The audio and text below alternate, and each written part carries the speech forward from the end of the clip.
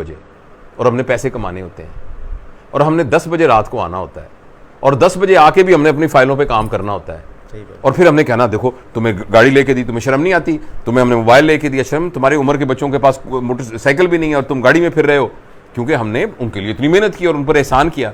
लेकिन हम ये भूल गए कि हमने उनको अपना आप नहीं दिया। हाँ, जो गोद में बिठा के गले में रख के ना उसके साथ लतीफ़े सुनाने थे, वो नहीं सुनाए। जो उसकी कहानियों को सुनना था, शाम को अब्बू हमारे क्लास में एक लड़का था, उसने ये कहा, उसने ये कहा, फिर उसने ये कहा, फिर इससे उसकी तरबियत होनी थी, वो तो हमारे पास टाइम ही नहीं है। तो हमने उसको जो ना एक छोटा सा ये प्लास्टिक का टुकड़ा दे के उसको कहा ये देखो 1 लाख रुपए का आता है, तो उसमें गेमें भी डलवा दी उसको। तो इसमें उनका कसूर नहीं है, हमारा अपना कसूर है। अगर हमने उनको इंजॉयबल इन्वायरमेंट घर में प्रोवाइड किया होता ना कंपनी का, तो वैसा ना करते। उसको लिसन करें व्हाट दे आर सेइंग, क्या वो कहना चाहते हैं। इन्फ्लुएंशियल होने के 3 उसूल हैं, लिसन, ऑब्जर्व एंड सर्व। यही बात आपने जैसे बात की थी इमोशनल इंटेलिजेंस में, हाँ, वही चीज़ सामने आ रही है। हाँ, तो बहरहाल ये बात तो गुफ्तगू लंबी हो रही है, मुख्तसर अगर हम इसको सम अप करें इन सारी बातों को, वो ये होगा कि नंबर 1 तो ये है कि औलाद होना एक बहुत बड़ी रिस्पॉन्सिबिलिटी है।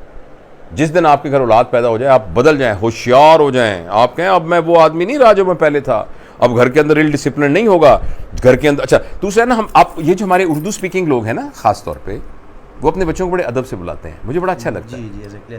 हम ओए ओए उल्लू, ओ खड़ा हो, ओए बंदर खड़ा हो, हमारा ये कंसेप्ट भी, हाँ, उनका निकनेम। अच्छा, मैंने देखा है कि हमारे पास एक दफ़ा एक ना बहुत ही बुजुर्ग खातून और एक उनके साथ उनके हस्बैंड थे, बुजुर्ग, छोटा सा बच्चा, गौलमन उनका पोता या नवासा होगा, वो लेके आए तो गोद में ऐसे रखा हुआ था और कहने लगे ये जब पेशाब करते हैं तो बहुत रोते हैं। तो मैं ये समझा कि शायद वो उन बुजुर्गों के बारे में बात कर रही, इतनी एहतराम से बात कर रही थी, तो मुझे ख्याल ही नहीं आया कि इतने अदब के साथ ना वो एक नौज़ायदा बच्चे को बुला रही हैं कि जब ये पेशाब करते हैं तो ये बहुत रोते हैं।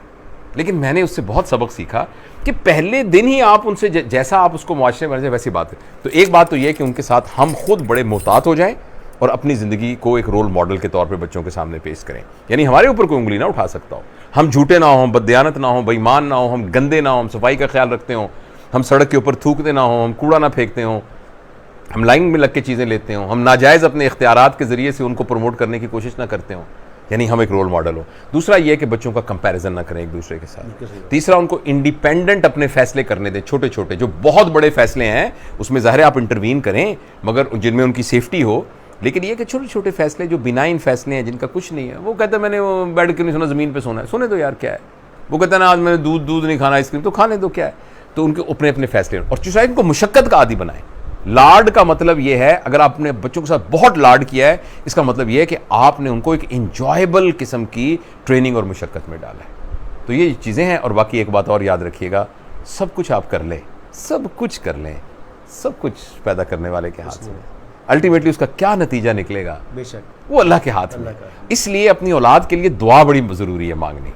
रातों को उठ के ना कहें अल्लाह पाक ये मैं कर, जैसे माली ना, माली दा कम पानी देना, अपने मशहूर बात, हाँ, और मालक दा कम फल फूल लाना, लावे ये ना लाए। तो औलाद के बारे में सुबह शाम काम करें, मेहनत करें, जद्दोजहद करें, उनको मुश्किल आर्गू करें, रात को ना वक्त निकाल के या अल्लाह ये मेरे बूटे हैं, पौधे हैं मेरे, इनको मैंने पानी दिया है, इनको मैंने खाद दिया है, इनको मैंने सर्दी गर्मी से बचाया है, अल्लाह अब तू फल लगा, और ये करके बाकी अल्लाह पे छोड़ दे। ये बात है। Thanks lot. Thank you.